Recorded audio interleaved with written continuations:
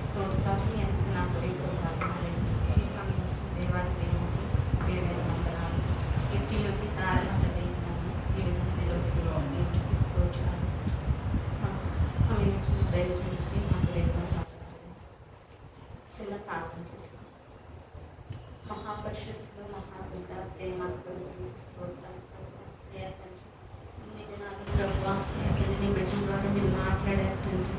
అయ్యా నీ శిలువ ధ్యానాల్లో ప్రభు అయ్యా తండ్రి నీ శిలువ శ్రమను మేము ధ్యానిస్తుండగా ప్రభు అయ్యా తండ్రి నువ్వు శిలువలో నా తండ్రి ఏ విధంగా శ్రమ అనుభవించావు ప్రభు.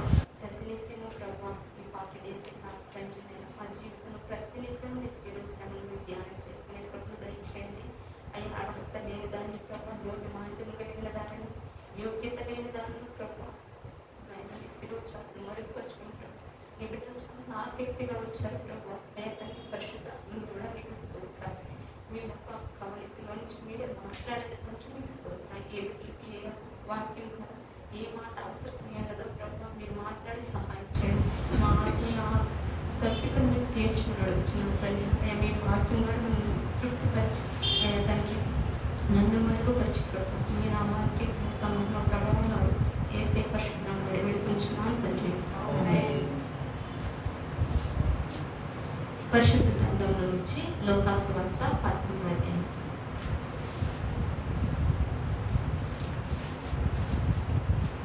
అధ్యాయము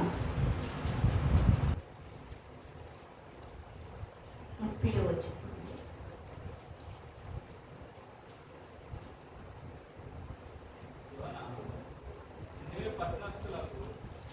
కాదు కదా, లోకాసు వార్త 11వ అధ్యాయము 30వ వచనం. అందుకు యేసు ఇట్లనెను, ఒక మనుషుడు యెరూషలేము నుండి యెరికో పట్టణమునకు దిగి వెళ్ళుచు దొంగల చేతిలో చిక్కెను. వారు అతని బట్టలు దోచుకుని అతన్ని కొట్టి పరప్రాణంతో విడిచిపోయేది. అప్పుడు ఒక యాజకుడు ఆ త్రోవను వెళ్ళి తటస్థించెను. అతడు అతన్ని చూచి ప్రక్కగా పోయాను. అలాగనే లేవీయుడొకడు ఆ చోటికి వచ్చి చూచి ప్రక్కగా పోయాను. అయితే ఒక సమరయుడు ప్రయాణమై పోవచ్చు అతను పడి ఉన్న చోటికి వచ్చి అతనిని చూచి అతని మీద జాలిపడి దగ్గరికి పోయి నూనెయు ద్రాక్షరసమును పోసి అతని గాయములను కట్టి తన వాహనం మీద ఎక్కించి ఒక పూటకోళ్ళ వాని ఇంటికి తీసుకుని పోయాను. అతన్ని పరామర్శించును. మరునాడు అతడు 2 దేనారములు తీసి ఆ పూటకోళ్ళ వానికి ఇచ్చి అతన్ని పరామర్శించును. నీకు ఇంకేమైనా ఖర్చు చేసిన ఎడలా నేను మరలా వచ్చినప్పుడు అది నీకు తీర్చదని అతనితో చెప్పిపోయాను. ఈ సన్నివేశం అందరికీ తెలిసిందే, చాలాసార్లు ధ్యానించుకుంటాం మనం. అయితే యేసు ప్రభు ఒక మనుషులతో అంటే ఒక ఉపమానం ద్వారా చెప్తున్నారనమాట. ఏంటంటే యెరూషలేము నుండి యెరికో పట్టణానికి ఒక అతను దిగి వెళుతున్నాడు అని చెప్పి రాయబడింది. అంటే యెరూషలేము అంటే అది సమృద్ధి కలిగిన ప్రదేశంగా, యెరూషలేము చాలా అంటే బైబిల్ గ్రంథంలో పరిశుద్ధతకు గుర్తుగా ఉంటుంది అనమాట. యెరూషలేము నుంచి యెరికో పట్టణానికి ఒక వ్యక్తి ప్రయాణమే వెళ్తున్నాడు. అంటే యెరూషలేము నుంచి యెరికో పట్టణానికి వెళ్ళడానికి ఆ వ్యక్తి ఎందుకు సిద్ధపడడం అంటారు అంటే, మనము ఈ మనిషి మనమని ఉదాహరణకు మనము ఎగ్జాంపుల్ తీసుకుంటే, యెరూషలేము దేవుని సన్నిధి నుంచి యెరికో పట్టణమైన లోకంలోనికి మనం దిగి వెళుతున్నప్పుడు అంటే మనం రక్షణ పొందిన తర్వాత, మనం దేవుని తెలుసుకున్న తర్వాత, అంటే ఎంతోమంది దేవుని శిలువ ధ్యానాలు అంటే యేసు ప్రభు గురించి మనకు చిన్నప్పటి నుంచి తెలుసు. ఎట్లాగంటే మనము యేసయ్య అంటే ఎవరు అందరికీ తెలుసు, కానీ కొంతమంది ఒప్పుకోరు, కానీ కొంతమంది బయటికి బహిర్గతంగా ఒప్పుకోరు. కాకపోతే ఇక్కడ ఈ ఉపమానం చెప్పడానికి గల దేవుని ఉద్దేశం ఏంటంటే, ఇక్కడ ఫస్ట్ ఒక అతను యెరూషలేము సమృద్ధి కలిగిన పట్టణం నుంచి యెరికోకి ప్రయాణమే వెళ్ళిపోతున్నాడు. అయితే ఫస్ట్ ఎవరు చూస్తారండి ఆయన్ని? త్రోవను పడి ఉంటే యెరికో పట్టణం నుంచి యాజకుడు చూశాడనమాట. అంటే ఒక అతన్ని పట్టుకుని దొంగలు కొట్టి దారి పక్కన పడి ఉంటే యాజకుడు చూశాడు. యాజకుడు చూసి ప్రక్కగా చూసి వెళ్ళిపోయాడన్న. యాజకుడు అంటే ఆయనకి ఫార్మాలిటీస్ అంతా తెలుసు కదా, దేవుని యొక్క వాక్యం తెలుసు, అసలు ఎలా ప్రేమించాలో తెలుసు, చిన్నప్పటి నుంచి ఆయన దేవుని ప్రేమను కలిగి ఉండాలని చెప్పి తెలుసు. అట్లా తెలిసిన వ్యక్తి చూచి ప్రక్కగా వెళ్ళిపోయాడంట. అంటే అసలు మనం ఏమనుకుంటాం, క్రైస్తవులు కదా, ఎవరు ఈ లోకంలో ఎట్లా ఉంటుందంటే ఎవరు ప్రేమ చూపించకపోయినా కానీ క్రైస్తవులు అంటే మినిమం దేవుని ప్రేమ ఉంటుంది వాళ్ళకి, దేవుడు ప్రేమను కలిగి ఉంటారు వాళ్ళు అని అంటుంటారు. అయితే యాజకుడు అంటే బైబిల్ గ్రంథంలో ధర్మశాస్త్రం ప్రకారం యాజకులుగా ఎవరు ఉండేవారంటే లేవీ వంశస్థులే వచ్చేవారు. అయితే యాజకుడికి అన్ని అంటే ఒక అంటే మినిమం కన్సి అంటే మినిమం దేవుని ప్రేమను కలిగి ఉంటాడు. ఒక అతను కొట్టి మనం ఇప్పుడు దారంట వెళ్ళినప్పుడు ఒక అతను యాక్సిడెంట్ ద్వారా పడిపోయి ఉన్నాడు అనుకో, హిందూ సహోదరులు అందరూ రొట్టును వెళ్ళినా కానీ ఎవ్వరూ వాళ్ళ మీద ఫోకస్ చేయరు. అదే దేవుని బిడ్డ, తెలిసిన బిడ్డ, దేవుని బిడ్డలు వెళ్ళినప్పుడు వాళ్ళకి ఒక అంతరాత్మలో ఒక గద్దింపు వస్తుంది. నేను పడిపోయాను, మినిమం లేపి అక్కడ పక్కన కూర్చోబెట్టి వాటర్న ఇవ్వాలనే ఆలోచన అనేది వస్తుంది. కానీ ఈ యాజకుడు చూసి పక్కగా వెళ్ళిపోయాడు. అంటే ఈ యాజకుడు ఏమనుకున్నాడు, తెలుసులే నాకు దేవుని ప్రేమ తెలుసు, కానీ వ్యక్తపరిచే స్వభావం లేని వ్యక్తిగా ఉంటున్నాడు ఇక్కడ. అట్లాగే ఇంకొక అతను వచ్చాడు, ఎవరు యాజకుడు వచ్చి చూసి వెళ్ళిపోయాడు, త్రోవ పక్కన పడి చూసి వెళ్ళిపోయాడు. లేవీయుడు కూడా వచ్చి చూసి పక్కగా వెళ్ళిపోయాడు. అయితే అంటే మన క్రైస్తవ జీవితంలో మనకి అన్నీ తెలుసు, నాకు అన్నీ వచ్చు అంటే పదార్థం నేను పాటించకపోయినా పదార్థం నాకు తెలుసు అంటే తల్లిదండ్రులు గౌరవించాలి అంటే నేను అది అప్లికబుల్ చెయ్యను, క్రియల్లో ఉండదు, కానీ నాకు తెలుసు అంటే దేవుడు ప్రభు నేను చేశాను కదా. పరిసైడు సుందరం చేశాడు కదా, పరిసైడు ఏం చేశాడు, ప్రభు నేను అట్లా చేశాను ఇట్లా చేశాను దశంభాగం ఇచ్చాను అన్నీ ఇచ్చాను, కానీ అక్కడ ఒక్కటి కనపరుచుకున్నాడు. అట్లా ప్రార్థన చేస్తేనే ఈ సొంతం వల్లే లేను కదా నేను అని చెప్పనుకున్నాడు. ఇక్కడ కూడా యాజకుడు లేవీయుడు కూడా అన్నీ మాకు తెలుసు, మేము అసలు అతి పరిశుద్ధ స్థానంలో నిలబడేవాళ్ళం మేము అంటే వాళ్ళు ఏమనుకున్నారు, తన స్వరూపమందు తన పోలిక చొప్పున చేసిన మనిషిని అతను నిర్లక్ష్యం చేసి పక్కగా వెళ్ళిపోయాడు. కానీ సమరయులు ఆ దినాల్లో ఊరికి అంటే ఎందుకు లేని వాడు అనమాట. సమరయులు అంటే దేవుని స్తుతించడానికి కూడా వాళ్ళు ఊరికి దూరంగా ఉండేవాళ్ళు, వారి మందిరంలోకి రానిచ్చేవాళ్ళు కాదు. వారు నడుచుకుంటూ వెళితే ఏదో పెద్ద అపరాధం చేసిన వాళ్ళు పాపాత్ములు అనే స్థితిలో చూసేవారు. ఆ దినాల్లో చూస్తుంటే దేవుడు ఈ ఉపమాన రీతిగా ఇప్పుడు ఈ సమరయుడు వచ్చి ఆ దారి ప్రక్కన పడి ఉన్న అతన్ని లేపి ఆయన్ని కోటకొండ ఇంటికి తీసుకెళ్ళి ద్రాక్షరసం ఇచ్చి నూనె రాసి, అంటే ఆ పడిపోయిన వ్యక్తి యాజకుడైనా అయ్యి ఉండొచ్చు, లేవుడైనా అయ్యి ఉండొచ్చు, సమరయుడైనా అయ్యి ఉండొచ్చు. కానీ ఈ సమరయుడికి నా సమరయుడా, నా లేవీయుడా, నా యాజకుడా, వాళ్ళ యాజకులా అని చెప్పి అనే ఆలోచన రాలేదా ఆ వ్యక్తికి. సమరయుడికి ఏమనిపించిందంటే ఒక మనిషిగా తన ప్రేమను, దేవుని ప్రేమను, అంటే నేను అంటరాని వాడిని కదా, నేను అతన్ని పట్టుకుంటే మళ్ళీ నన్ను వాళ్ళు శిక్షిస్తారేమో అనే ఆలోచన కూడా చేయలేదు. కాకపోతే ఆయన చేసిన పని ఏంటంటే అతన్ని పడి ఉన్న చోటుకు వచ్చాడంట, వెళ్ళాడు. వీళ్ళైతే పక్క నుంచి వెళ్ళిపోయారు, అసలు వెళ్ళలేదు అక్కడికి. పడిపోయిన వ్యక్తిని అట్లా కొంచెం చూడని కూడా చూడలేదు, ఆ ప్రక్కకు కూడా వెళ్ళలేదు. కానీ ఈ సమరయుడు అయితే వెళ్ళాడు. వెళ్ళి అతని మీద జాలి పడ్డాడంట. అంటే పడిపోయి ఉన్నాడు కదా, జాలి పడ్డాడు, నూనె రాశాడు, ద్రాక్షరసం ఇచ్చాడు. అంటే ఆయన ఎప్పుడు పడిపోయి ఉన్నాడు, ఆయన అంటే ఈ ఎండాకాలం కానీ ఎప్పుడైనా సరే మనకి సమయానికి ఆహారం దొరకకపోతే మనకైనా పళ్ళు తిరుగుతూ పడిపోతాం. అప్పుడు ఏం కావాలనిపిస్తుంది, ఆహారం, చికెన్ బిర్యానీ, మటన్ బిర్యానీ తినాలన్న ఆలోచన కంటే ముందు కొంచెం వాటర్ ఇచ్చే వాళ్ళన్నా ఉంటే బాగుండు అనే ఆలోచన వస్తాయి. అట్లాగే ఆ పరిస్థితిలో ఉన్న వ్యక్తిని ఆ సమరయుడు ఏం చేశాడు, ముందు నూనె రాశాడు, ద్రాక్షరసం పోసి అతని గాయాలను కట్టాడు. ఫస్ట్ ఎయిడ్ చేశాడండి, మన భాషలో చెప్పుకోవాలంటే ఫస్ట్ ఎయిడ్ చేసిన తర్వాత కోటకొండ ఇంటికి తీసుకెళ్ళాడు, అంటే హాస్పిటల్ తీసుకెళ్ళాడు. అట్లాగే ఈ సమరయుడు, ఈ యాజకుడు లేవీయుడు చేయలేని పని సమరయుడు చేశాడు. అంటే మనల్ని ప్రభుని యేసుక్రీస్తు మన సమరయుడైన, మన మంచి సమరయుడైన యేసు ప్రభు వారు ఈ లోకంలో ఉన్న మనల్ని చూసి ఆయన మనము పాపాల చేత, దోషాల చేత, అపరాధాల చేత మనం చచ్చి పడిపోయిన ఉన్న మనల్ని, అంటే ఒక ప్రయాణమై యెరూషలేము పరిశుద్ధ స్థలమైన దేవుని సన్నిధిలో నుంచి లోకమైన ఎరుగోకి ప్రయాణమై వెళుతూ మనము లోకంలో దయనీయ స్థితిలో, మనల్ని ఎవరు పట్టించుకోని స్థితిలో, ఒక స్నేహితులు కానీ మన బంధువులు కానీ మనల్ని చూడని స్థితిలో, మనల్ని ఎవరు ఆ దారంతా వెళ్ళే వాళ్ళు అందరూ చాలామంది వెళ్తున్నారు కానీ పట్టించుకొని లేపేవారు లేరు. కానీ యాజకుడు చూసినా లేవీడు చూసినా పక్కగా వెళ్ళిపోయారు. కానీ మన మంచి సమయుడైన యేసు ప్రభువు వచ్చి మన మీద జాలి పడ్డారంట. ఎలాంటి స్థితిలో మన మీద జాలి పడ్డారంటే, మనం నిస్సహాయ స్థితిలో ఉన్నప్పుడు మనం ఎవరికైనా కానీ సహాయం చేయాలంటే అతను నాకు సహాయం చేస్తాడా, ఫ్యూచర్లో ఉపయోగపడతాడంట, ఫ్యూచర్లో ఉపయోగపడినప్పుడు మనకి ఎందుకప్ప అన్నట్లుగా ఆలోచిస్తాం. అది మనిషి యొక్క తత్వం, మనిషి యొక్క మనస్తత్వం. కానీ మన మంచి సమయుడైన యేసు ప్రభువు మనము పడిపోయిన స్థితిని చూచి ఆయన జాలి పడ్డాడు.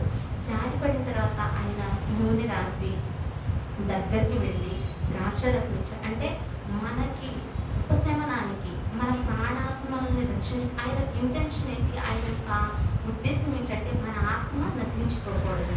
మనము అట్లా పడి ఉన్నప్పుడు మన మీద జారిపడిన దేవుడు మన కోటకోట ఇంటిగానే మన ఈ సంఘానికి, కోటకోట ఇల్లు అని అంటే సంఘంలోనికి చేర్చాడు ఆయన. అంటే సమరయులు ఆ దినాల్లో అంటరాని వారిగా ఉన్నారు. కానీ ఆ స్థితిలో ఉన్న మనల్ని, పడిపోయిన మనల్ని దేవుడు ప్రభువైన యేసు ప్రభువు కోటకోట అనే ఇల్లు అని చెప్పి ఈ పరిశుద్ధ సంఘానికి చేర్చి ఆయన మళ్ళీ తిరిగి వస్తానన్నారు. అప్పుడు ఆయన ఎన్నో దేనారాలు ఇవ్వచ్చు కదా, 2 దేనారాలు ఎందుకు ఇచ్చారంటారు? నాకు ఈ వాక్యం చదివేటప్పుడు ఒకటి అనిపించింది, 2 దేనాలంటే ఒకటి పరిశుద్ధ గ్రంథం, ఒకటి పరిశుద్ధాత్మ అనిపించింది. ఎందుకంటే ఆయన మనం ఈ లోకంలో ఎట్లా బ్రతకాలో, ఎవరితో ఎట్లా నడవాలో, ఎవరు ఎలాంటి వ్యక్తులు అనేది ఈ పరిశుద్ధ గ్రంథం మనకు తెలియజేస్తుంది. అది ఎలాంటి పరిస్థితుల్లోనే నువ్వు కృంగిపోతున్నావా, నేనున్నానని చెప్పి ధైర్యం ఇస్తుంది. మనము ఏ విధంగా బ్రతకాలో నేర్పిస్తుంది. అట్లా దేవుడు 2 దేనాలు, పరిశుద్ధాత్మ దేవుడు మనల్ని ఎట్లా అంతమ వరకు, మనం తప్పు చేసినంత మాత్రాన ఆ పరిశుద్ధాత్మ దేవుడు మన దగ్గర నుంచి వెళ్ళిపోడండి. ఇది గమనించాలి. మనం ఎప్పుడైతే నిత్య దేవుడు యేసు ప్రభువు అని చెప్పి మన నోటితో మనము 10 మంది ముందు ఒప్పుకుంటామో, ఆ దినాన మనలో ప్రవేశించిన పరిశుద్ధాత్మ దేవుడు, మనం తప్పు చేస్తే ఆయన కుమిలిపోతారు కానీ మనల్ని విడిచిపెట్టి వెళ్ళరు.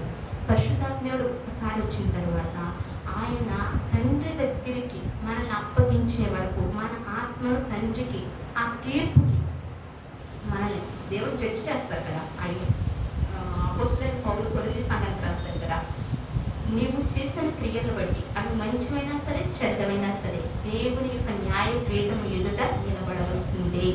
అది నా ప్రభా, నేను అప్పుడు అది చేశాను కదండి, అప్పుడు చేసిన, నువ్వు మంచి చేసిన చూసిన దేవుడు చెడు చేయడం కూడా చూస్తాడు కదా, అది కూడా న్యాయ తీర్పులోకి వస్తుంది. మళ్ళీ జ్ఞానైన సొలొమోను చెప్తాడు ప్రసంగి గ్రంథంలో, యవ్వనుడా నీ యవ్వన కాలం ముందు నువ్వు అనుభవించాల్సిన అంతా అనుభవించు, కానీ ఒక దినాన, అంటే తండ్రి యొక్క తీర్పు దినాన నువ్వు ఆయనకి లెక్క ప్రతి దానికి అప్పచెప్పాలి. అది మంచివైనా సరే చెడ్డమైనా సరే.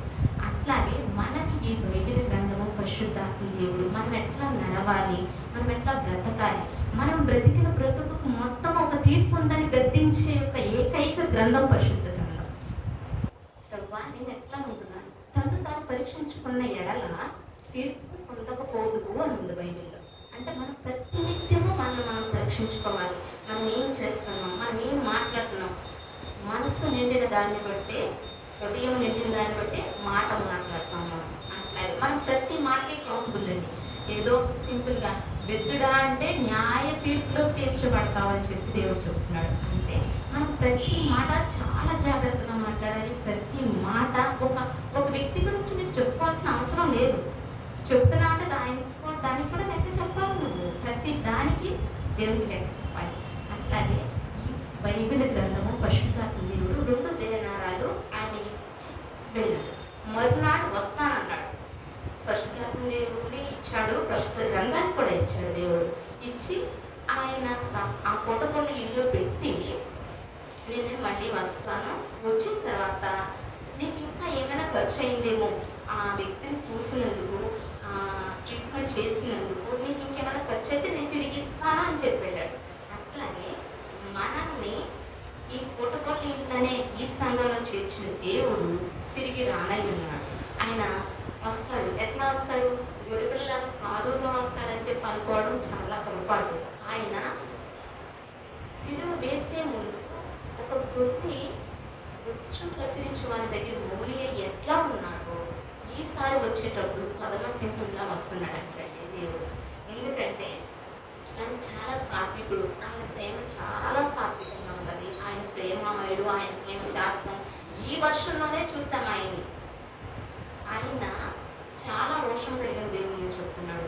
ఇశ్రాయేలీయులు ఎంతో విసిగించారండి. మన్నా తిన్నారు అయినా విసిగించారు, బండ నుంచి నీళ్ళు తాగారు అయినా విసిగించారు. మోషే గారు పర్వతం మీదకి వెళ్ళి పదార్థం తీసుకొచ్చేసరికి అహరోన్ ఏం చేశారు, మాకు అసలు మోషే కనిపించట్లేదు, మమ్మల్ని నడిపించిన దేవుడో తెలియట్లేదు, అసలు ఎవరో మాకు తెలియట్లేదు, దేవుడిని తయారు చేసి అని అన్నారు. అంటే ఇంత సహించిన దేవుడు, ఇంత ఐగుప్తు నుంచి ఇశ్రాయేలుని తీసుకొచ్చిన దేవుడు ఎంత విసిగించినా కానీ బైబిల్లో పర్టికులర్గా రాసి ఉంచాడు పరిశుద్ధాత్ముడు ఏమని, దేవుణ్ణి ఆయన విసిగించాడంట. చాలా దగ్గరికి విసిగించాక ఆయన ఓర్చుకున్నాడు. కానీ ఎప్పుడైతే వాళ్ళు దూడను చేసుకుని ఆరాధించారో అప్పుడు దేవుని యొక్క కోపము రగులుకున్నట్టు ఇశ్రాయేలు మీద. అంటే దేవుడు ఎంత సాత్వికంగా మన పాపాలని, మనం చేసిన తప్పుల్ని ఎంత ఇదిగా ఆయన సహిస్తూ ఓర్చుకుంటూ ఆయన ప్రేమలో మనం చూస్తున్నాడు.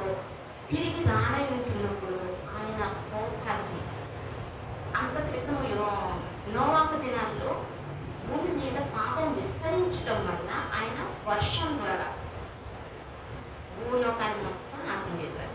అయితే ఒక నిబంధన చేసుకున్నాడు దేవుడు, నేను చేసుకున్న ప్రజలు నేను చంపడం నాకు చాలా బాధగా ఉంది, నేను ఎన్నటికి నీటి ద్వారా నేను ఈ భూలోకాన్ని నాశనం చేయనని చెప్పి ఒక వాగ్దానం చేసుకుని నిబంధన ఇంద్రదర్శిని ఏర్పరిచాడు. కానీ ఈ భూలోకము ఇంకా పాపమైపోతుంటే ఆయన చూడలేక సహించలేక అగ్ని గంధకంతో కాలుస్తారట దేవుడు. అంటే ఆయన తిరిగి వచ్చేటప్పుడు మనం ఏ విధంగా ఉండాలి? మనము ఈ 40 days అయినా శిలువ ధ్యానాలు, ఈ 40 days అయినా నిష్ట, ఈ 40 days అయినా ఫాస్టింగ్ కాదు. ఈ 40 days కాదు, నీలో ప్రాణం ఉన్నంత వరకు ఆయనకు నమ్మకంగా ఉండాలి. నీలో ప్రాణం ఉన్నంత వరకు ఆయన శిలువ ధ్యానాన్ని నువ్వు ధ్యానించాలి. ఆ శ్రమలను గుర్తు చేసుకోవాలి. ఆయన శ్రమను తలపోస్తుంటే ఆయన మన కోసం ఏ విధంగా నలిగిపోయాడు. ఆయన స్వరూపం సర్వోన్నతుడైన దేవుడు, కోటి సూర్యకాంతి తేజస్సు కలిగిన ఆ ప్రభువు ఆయనకి స్వరూపమైన సొగసైన లేక మన కోసం, మన పాపాల కోసం.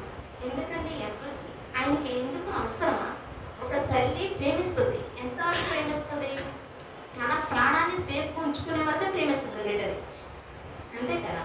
తను 9 మాసాలు మోసి కని తను చనిపోయి అంతగా పురుడు నొప్పులు పడి కంటది ఒక బిడ్డని. కానీ తన బిడ్డ కోసం తన ప్రాణాలు ఇస్తుందా? ఇవ్వదు. ఈ ప్రపంచంలో ఎవ్వరు ఇవ్వరు. కానీ తను సృష్టించుకున్న తన రూపులో చేసుకున్న ఒక మనిషి గురించి దేవాది దేవుడే మాంసపు ముద్దగా, ఒక శరీరధారిగా, ఆ సర్వోన్నతుడు తండ్రి యొక్క ఆజ్ఞను, తండ్రి యొక్క మాటకు శిరసావహించి ఈ భూలోకానికి వచ్చి నా పాపాల కోసం, నా దోషాల కోసం నలిగిపోయి ఆయన కొరడాతో కొడుతుంటే ఆ కొరడాకి ఒక జ్ఞానమూలం పెట్టాడంట. ఆ కొరడాతో కొడుతుంటే నాగలి చాలవలే ఆయన శరీరం దున్నబడిందంట. ఎవరు చేస్తారు ఆ త్యాగం? ఆ త్యాగానికి వర్ణించలేని త్యాగం అది. మనము ప్రతిసారి నా దోషం కోసమే కదా ప్రభువా, నా పాపం కోసమే కదా అని చెప్పి ప్రతినిత్యం మనం ఇదే ధ్యానంలో ఉండాలి. మనం ఏదైనా మాట మాట్లాడుతున్న ప్రభువా నిన్నెందుకు, ఆనాడు యూదులు పట్టడం కాదు, ఈనాడు నేను నా మాట కాదు. ఆనాడు యూదులు సిలువ వేయండి అని కేకలు వేయడం కాదు. ప్రతినిత్యము మనం బైబిల్ గ్రంథంలో ఎందుకు రాసించాడు పరిశుద్ధాత్ముడు అంటే, బిడ్డ ఆలు కాదు సిలువ వేసింది, నువ్వు చేసే క్రియలను బట్టి ప్రతి నిత్యము నన్ను సిలువ వేస్తున్నావు కదా.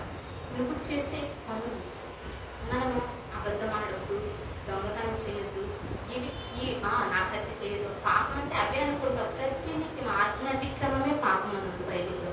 ఆయన ఆజ్ఞ ఏంటి? నీ పూర్ణ మనసుతో నేనేం కోరుతున్నాను? దహనబలి అడుగుతున్నానా?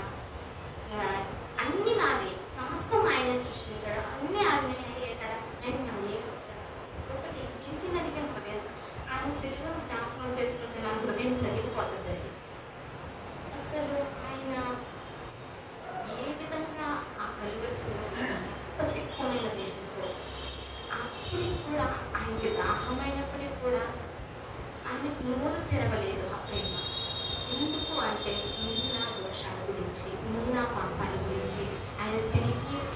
అన్నాడు. ఆ పోర్ట్‌ఫోలియోలో మనం చేసి మన సంఘానికి వచ్చినప్పుడే స్ట్రెయిట్‌గా ఎల్‌కేజీ స్టూడెంట్ లాగా కూర్చుంటున్నాం. బయట ఎట్లా ఉంటున్నాం? మన జీవితంలో మన కుటుంబీకులతో మనం ఎట్లా ఉంటున్నాం? మన ప్రవర్తన ఎట్లా ఉంటుంది? ప్రతినిత్యం మనం కౌంటబుల్. నువ్వు ఇక్కడ ఎట్లైనా ఉండొచ్చు, నువ్వు ఎట్లైనా బ్రతకొచ్చు, కానీ ఒకానొక దినాన ఆయనకి మనం లెక్క అప్పచెప్పాలి. నీ తల్లిదండ్రులకు జడుస్తున్నావా జడవట్లేదా అది దానికి కూడా దేవుడు లెక్క అడుగుతాడు. కానీ దేవాతి దేవుడు ఒక దినాన నీ ఆత్మ గురించి ఆయన ఎంత కష్టపడ్డాడు, నీ ఆత్మ తండ్రికి అప్పగించడానికి ఆయన ఎంత నలిగిపోయాడు. ఆయన ప్రతినిత్యము ఆయన దుఃఖిస్తాడు పరిశుద్ధాత్మ. ఆయన ఏమన్నారు శిష్యులతో, నేను వెళుతున్నాను, మీరు అలాగే పడదు, మీకు పరిశుద్ధాత్మని ఇస్తాను. పరిశుద్ధాత్మని ఇచ్చిన తర్వాత ఆ పరిశుద్ధాత్ముడు మనల్ని ఒక తప్పు చేస్తున్నాం అనుకోండి, ఎవరికైనా ఆత్మ గద్దిస్తుంది. అప్పుడు మనం సరెండర్ అవ్వాలి, మనం లోబడాలి. ఆత్మ చెప్పే మాట చెవులు గలవాడు వినులు దాకా అంటే వాక్యం ఒక మాస్టర్ గారు చెప్పేటప్పుడే బోధించేటప్పుడే ఈ వాక్యం నాకే, ఈ వాక్యం నాకే అని అనుకుంటాం. సెకండ్సే మనము అది గుర్తుపెట్టుకుంటున్నామా? మనం చిన్నప్పటి నుంచి వింటున్నామండి. అట్లీస్ట్ 20 ఇయర్స్ మన చిన్నప్పటి నుంచి మనం క్రైస్తవ కుటుంబంలో ఒక దేవుని గురించి తెలుసు. హిందూ కుటుంబంలో పుట్టి కూడా దేవుని గురించి చాలా ప్రావీణ్యం కలిగి చదివి ఆయన గురించి తెలుసుకున్న వాళ్ళు. అందుకే దేవుడు చెప్తాడు, మొదటి వారు కడపటి వారు, కడపటి వారు మొదటి వారే. మొదటి వారికి ఏమవుతుందంటే, మేము మా తాత క్రిస్టియన్, మా తాత క్రిస్టియన్, మా నాన్న క్రిస్టియన్. కొంతమంది అయితే దైవ సేవకులు కొడుకుని నేను అని అంటారు. దైవ సేవకులు కొడుకైనా ఎవరైనా దేవుని న్యాయపీఠం ముందు నిలబడాల్సిందే. నీ క్రియలు ఎట్లా ఉన్నాయి, నువ్వెట్లా ఉన్నావు, నువ్వెట్లా బ్రతికావు, నువ్వు చేసే ప్రతి క్రియకి దేవుడికి లెక్క చెప్పాలి. దేవుడు ఆ పడిపోయిన వ్యక్తిని కుటుంబంలో ఇంట్లో చేర్చాడు కదా. చేర్చిన మనల్ని క్రీస్తు అనే సంఘంలో చేర్చిన దేవుడు తిరిగి వస్తాడంట. ఆయన లెక్క అడుగుతాడు.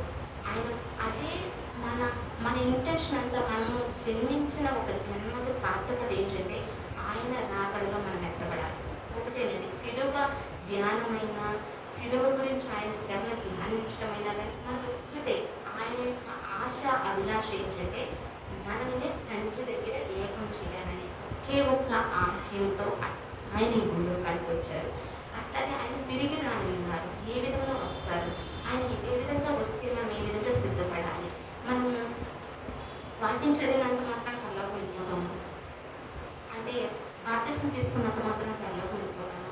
మనము బాప్తిసం తీసుకున్న, వాక్యం చదివిన క్రియలలో ఆ వాక్యం లేకపోతే, నీ జీవితంలో ఆ వాక్యము లేకపోతే, ప్రతి ఎంత పాస్టర్ అయినా, ఎంత విశ్వాస అయినా, నీ జీవితం మొత్తం సంఘంలో ధ్యానించి గడిపిన ఆయన సన్నిధికి చేర్చబడలేదు. ఎందుకంటే దేవుని ప్రేమ, ఆయన మనందరినీ తండ్రి దగ్గర ఏకం చేయాలని ఆయన వచ్చారు. కాబట్టి మనం ఒక్కటే ధ్యానంతో ఉండాలి. మన క్రియలు ఎట్లా ఉన్నాయి, మనం ఎట్లా ఉన్నాం, ఆయన సన్నిధిలో మనం ఎట్లా బ్రతుకుతున్నాం. నువ్వు పరిశుద్ధ ఆదివారం రోజు, మళ్ళ రోజు నువ్వు పశ్చాత్తాపడి, ప్రభు ఈ తప్పు నేను చేయను, ఈ తప్పు, ఈ పొరపాటు మాట నేను మాట్లాడను, ఇంకోసారి కుక్క తన వాంతి వైపు తిరిగినట్లుగా నువ్వు ప్రతిసారి వచ్చి పాపక్షమాపణ అడిగినంత మాత్రం దేవుడు క్షమించేస్తాడా? పాప క్షమాపణ అనేది ఒక్కసారి మాత్రమే, అది మనం పొందుకోవాలి, దాన్ని మనం కాపాడుకోవాలి. తండ్రి ఉన్నాడండి, తండ్రి ఏం చేస్తాడు, ఒకసారి తప్పు చేస్తే రేపు మీరే క్షమించేస్తాడు.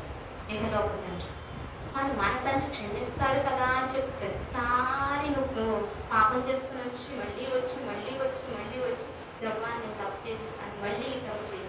అసలు మనం వలలో చెయ్యి వేసేటప్పుడు ఆయన యొక్క శిలువను, ఆయన శ్రమను జ్ఞాపకం చేసుకున్న మనము అట్ ఏ టైం ఏం చేయాలంటే, ప్రభా నేను నీ దగ్గర ఒకసారి ఒప్పందం చేసుకున్నాను కదా, ఈ పాపం తట్టు తిరగని అన్నాను కదా, నేను ఒకవేళ అట్లా తిరిగేయడానికి నేను మానవ శరీరంలో ఉన్నాను. ఇట్లా అంటామనే దేవుడు మానవ శరీరాన్ని ధరించాడు. ప్రభువా నువ్వు దేవాతి దేవుడులే, అందుకనే నువ్వు శిలువ శ్రమను అనుభవించావు, మాకు రక్షణ ఇచ్చావు అని చెప్పాడు. నువ్వు మాలా ఉండు, చూద్దాం. నువ్వు మాలా వచ్చినట్లయితే ఈ శరీరంలో ఉంటే వ్యామోహాలు, పాపము, వ్యసనాలకు ఎట్లా ఉంటుందో నీకు తెలియదు కదా అని చెప్పాను. ఇట్లానే దేవుడు మహాజ్ఞాని కాబట్టి, మన హృదయాంతరంగా ఎరిగిన దేవుడు, మన సృష్టికర్త మనకు తెలియదా? మన గురించి ఆయన తెలుసు కాబట్టి ఆయన మానవ శరీరాన్ని ధరించి మనం పొందవలసిన, మనం ఏ విధంగా అయితే శ్రమ పడాలో, పనిచేసి ఏ విధంగా తినాలో అవన్నీ చేశారు ఆయన.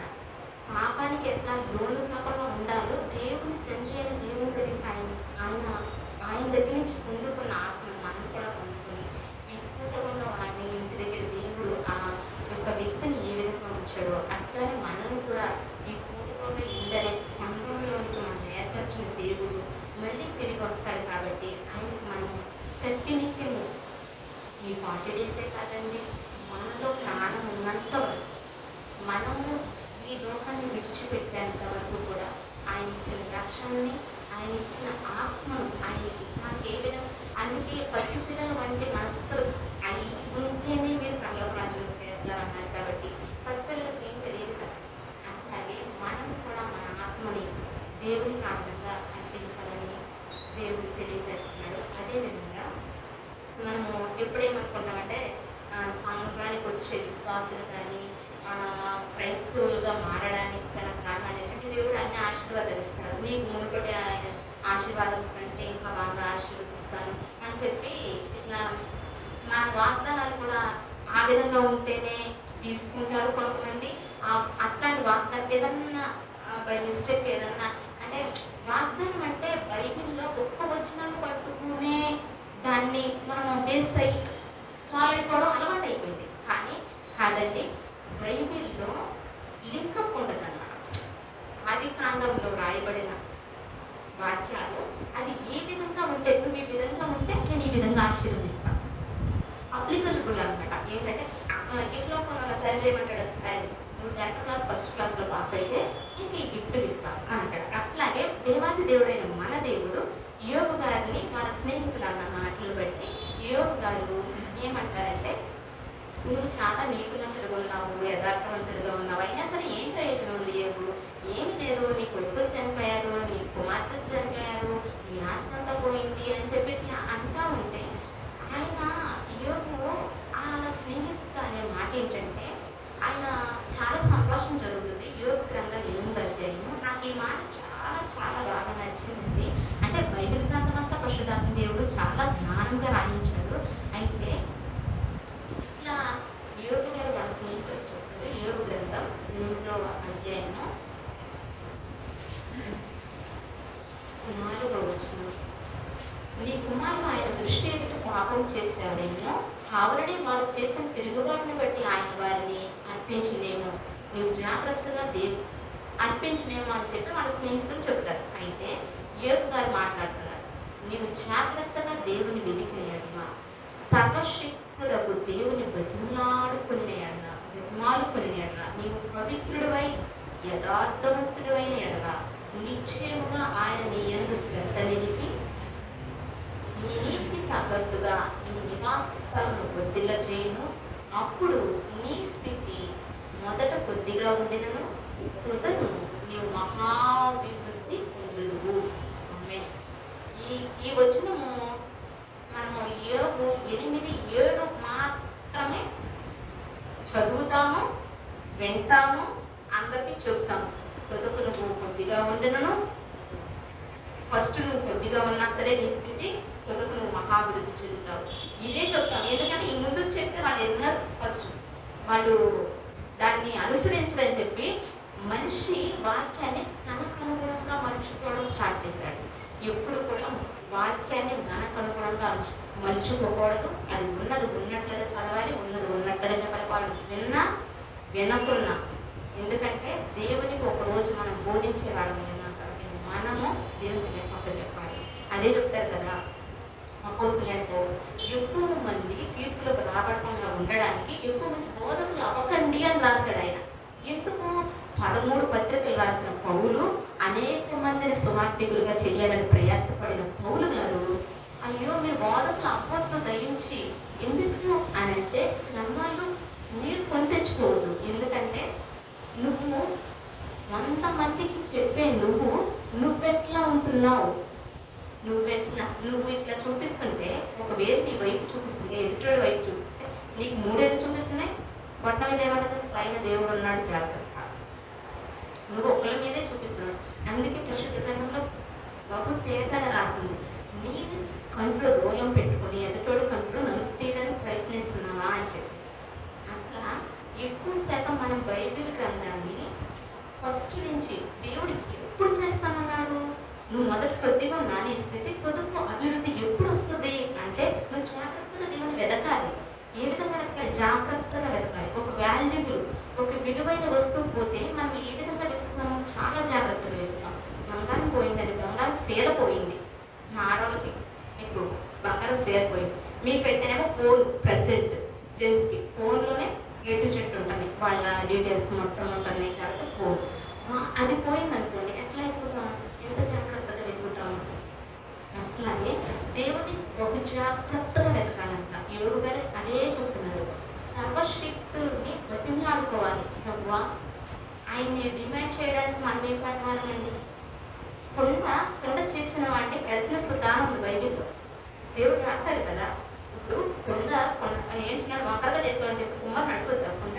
అట్లాగే మనం కుండ వంటి వారము అని మనం జ్ఞాపకం చేసుకోవాలి. మనం మట్టి వారం అని మనం జ్ఞాపకం చేసుకోవాలి. అందుకే దైవ సేవకుడు ఒక ప్రవక్త అంటాడు, దావీదు ఏమంటాడు? ప్రభువా, నరుడిని జ్ఞాపకం చేసుకోవడానికి వాడు ఏ కంటి వాడు, నువ్వు వాడిని జ్ఞాపకం చేసుకోవడానికి అని చెప్పి మాట్లాడతారు కదా. సర్వశక్తుని మనం బ్రతిమలాడుకోవాలి. మళ్ళీ ఏమంటున్నాడు? పవిత్రుడవై, పవిత్రత, నీవు పవిత్రుడవై యథార్థవంతుడవైన ఎడల పవిత్రంగా ఉండాలి. పవిత్రత అనేది దేవుని యొక్క స్వభావం. ఆయన స్వభావాన్ని కలిగి ఉండాలి. యథార్థంగా ఉండాలి. చిన్న చిన్న విషయాలకి మనము యథార్థం కోల్పోతాం.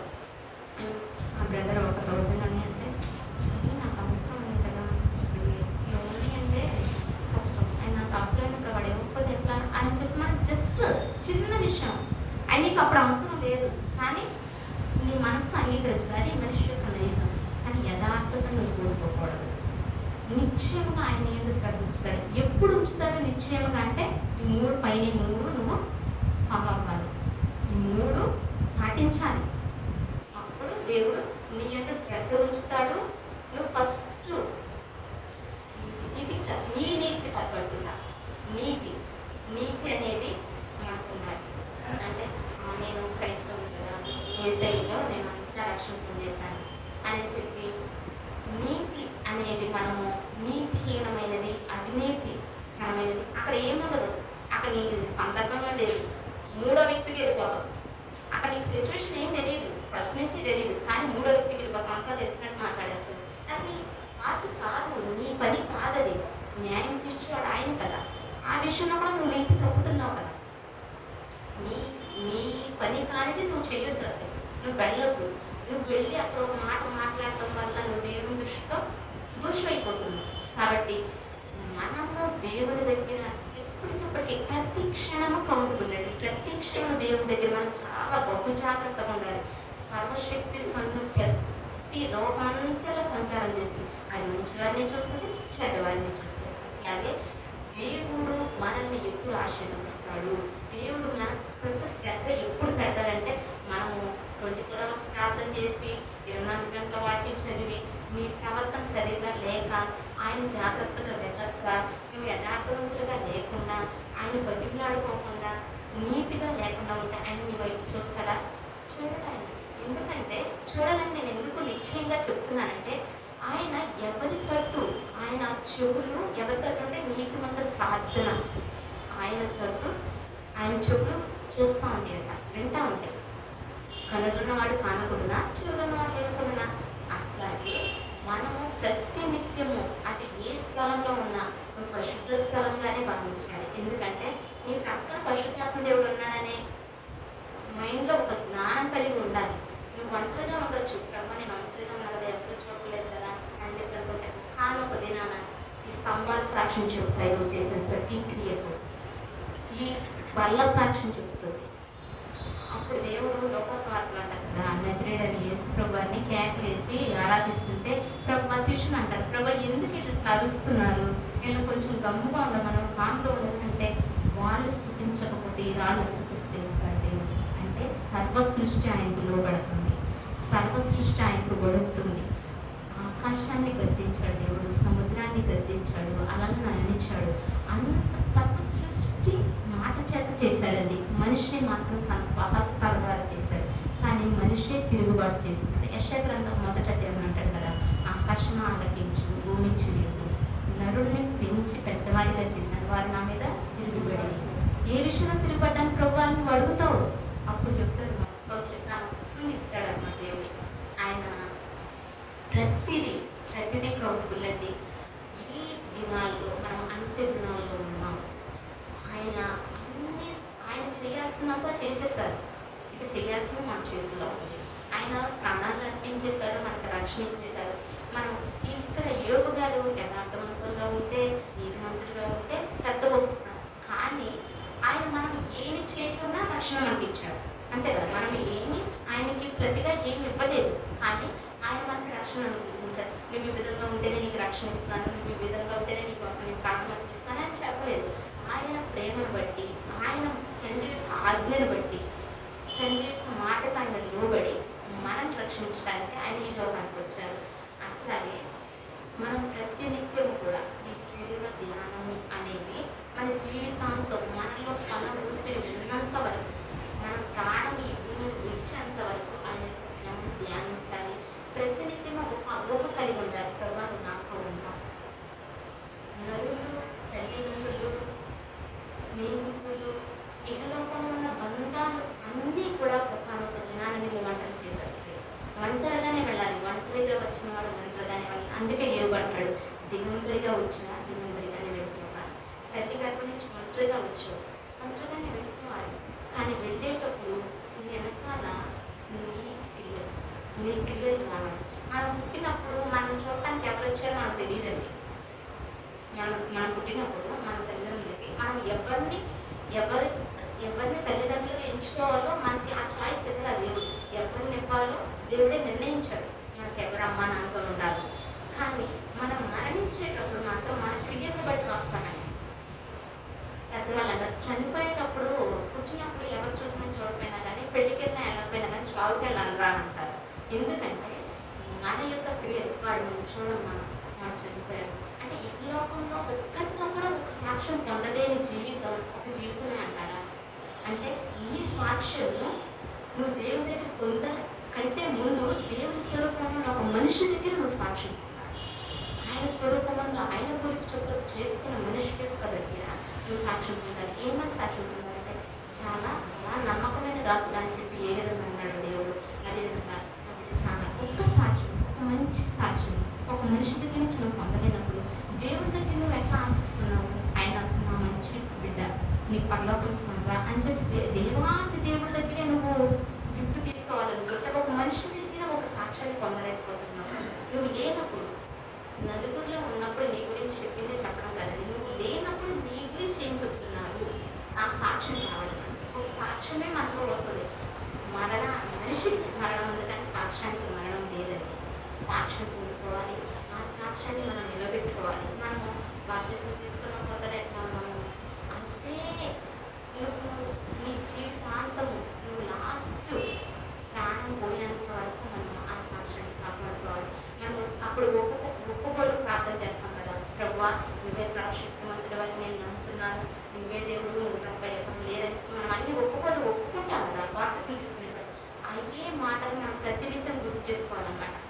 నేను ఇంతమందిలో ఒప్పుకున్నాను, ఇదే నా దేవుని దగ్గర. అంటే నువ్వు మనుషుల ముందు నువ్వు నన్ను ఒప్పుకుంటే నేను నా తండ్రి దగ్గర ఒప్పుకుంటాను అన్నాడు కదా దేవుడు. అట్లాగే మనం బాప్తిసం తీసుకున్నప్పుడు ఏ విధంగా ఆయన యొక్క మరణ ధ్యానాన్ని మనం ధ్యానించాము, అదే మన జీవితాంతం వరకు మనం చనిపోయేంత వరకు మనం దాన్ని గుర్తుపెట్టుకోవాలి. అదే శిలువ ధ్యానంగా మనం ధ్యానించాలి. ఆయన శ్రమలను ఒక్కటేనండి. ఆనాడు యూదులు, గడ్రోతులు, పిలాతు తీర్పు వాళ్ళు చేసింది కాదు తీర్పు. ఈ దినాన్ని నువ్వేం చేస్తున్నావు? ఆయన చేతులు మళ్ళీ గాయపరుస్తున్నావా? ఆయన వీపు మీద కొరడాతో కొడుతున్నావా? మళ్ళీ ఈ చెడు తలంపుల ద్వారా ఆయన శిరస్సు మీద కిరీటాన్ని పెడుతున్నావు. మోయరాని భారము సిలువ. అంటే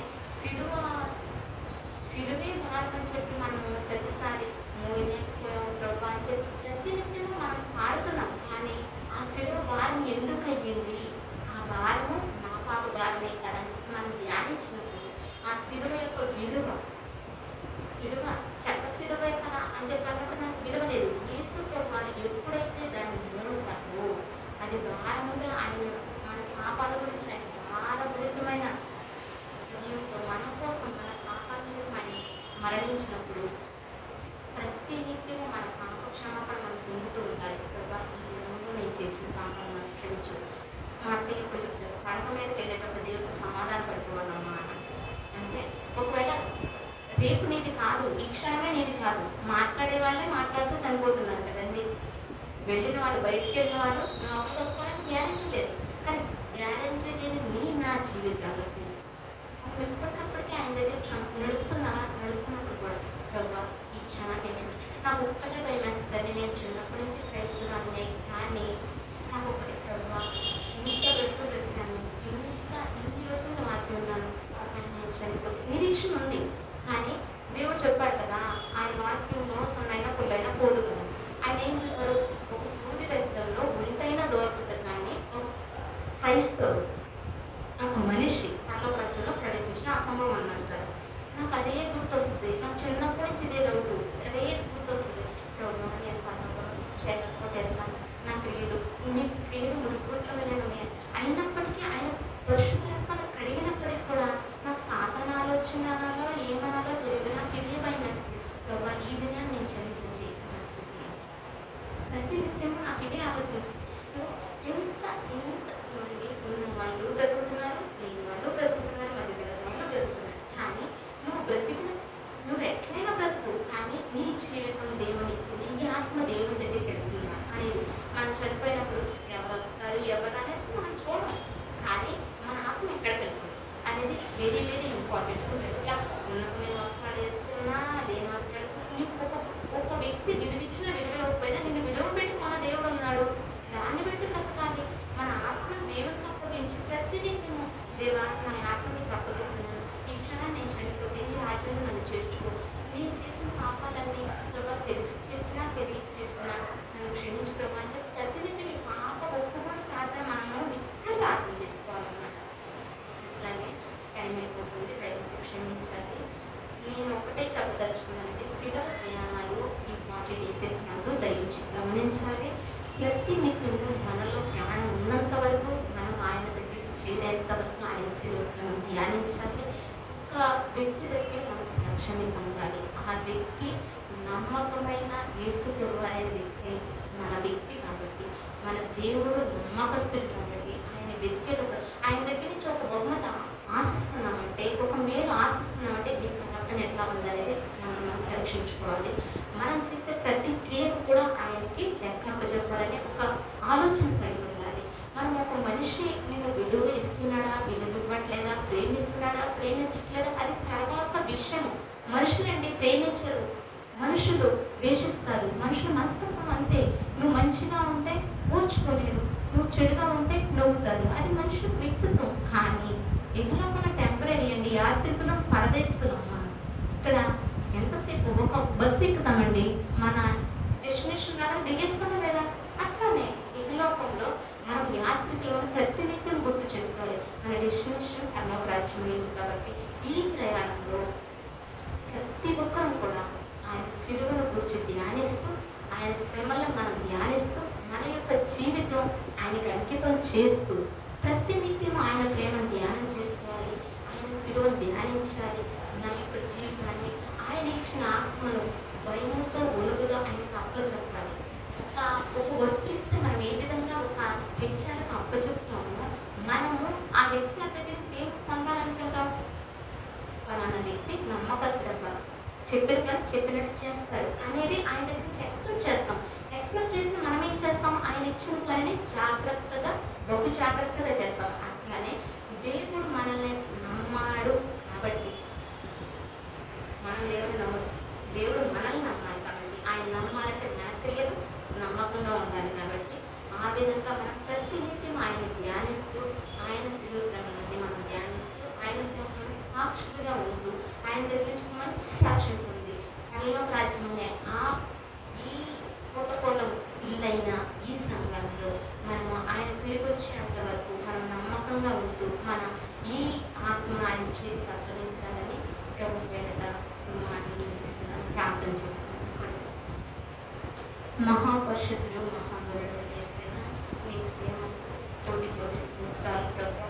యోగ్యత లేని నన్ను ప్రభు మీరు ప్రేమించిన తండ్రి, మా కోసం ప్రభు అయ్యా తండ్రి అయినా మంచి సమరయుడుగా ప్రభు, మంచి సమరయుడు తన ప్రాణం పెట్టిన రీతిగా ప్రభు అయ్యా తండ్రి ఆయన మీరు మిమ్మల్ని ప్రేమించి తండ్రి అయ్యా మీ ఆఖరి రక్త కొట్టు వరకు ప్రభు మీరు రక్తాన్ని చెందించి ప్రభు మీరు మమ్మల్ని కొన్నందుకు మీకు స్తోత్రాలు ప్రభు.